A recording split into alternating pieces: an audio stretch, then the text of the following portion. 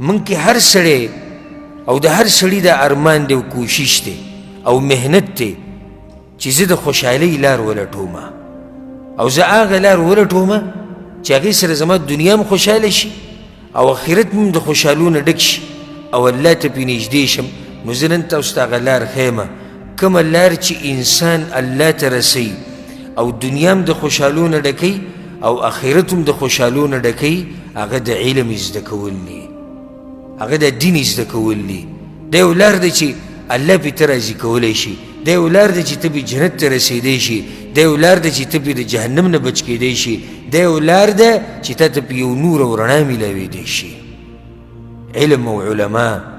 اوچت شرف الله سبحانه وتعالی هغه خلکو له ورکړی دی کوم خلک چې په دین باندې پوهېږي او د دلیل دی په دې باندې چې د علم یو اوچت عمل دی. علم ګورې یوازې دې ته نه و چې یو سړی ناظره